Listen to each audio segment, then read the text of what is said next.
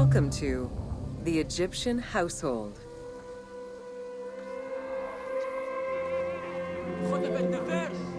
In pre-Greco-Roman culture, women were considered equal to men in many matters.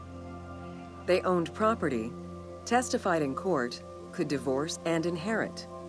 Until the Greeks and Romans restricted their rights, Egyptian women could take over their deceased husband's trade. Marriage contracts included mentions of allowances and items of value brought to the marriage by the woman, which would forever belong to her.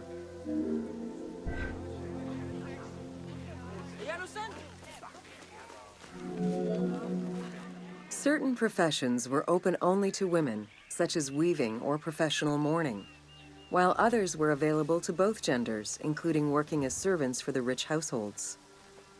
Social status did have an impact, though.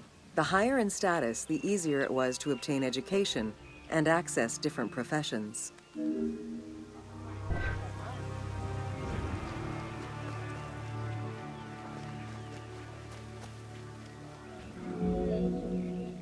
Homes were generally composed of 3 rooms.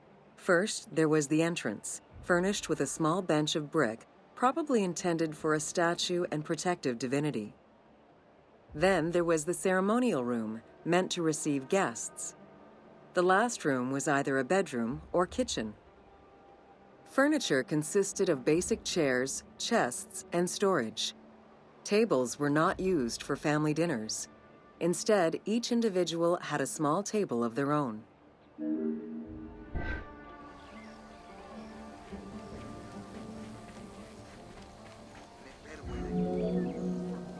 Marriages were a social contract rather than a religious construct. Family was vitally important to ancient Egyptians, and children were considered a blessing from the gods. The father, mother, and their children were the nucleus of the family, and cohabitation sometimes extended to mothers-in-law, sisters, aunts, and sisters-in-law.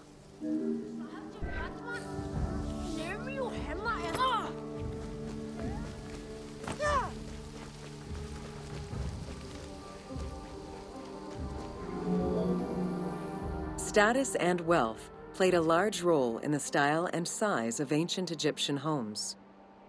Commoners' houses were built with sun-baked mud bricks. Wealthier homes were often painted in white and decorated with various motifs.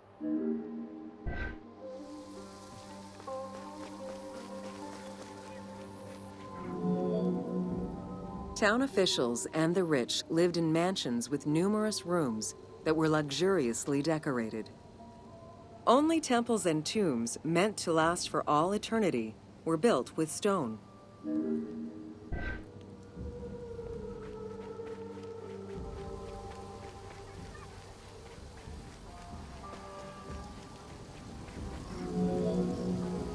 Funeral stone inscriptions focused on the main member of a household. Encircling this person would then be a spouse, parents, and children, possibly even siblings. These stones were so structured because there were no surnames in ancient Egyptian culture. Parents and children were a sort of family tree, which allowed for the identification of the deceased.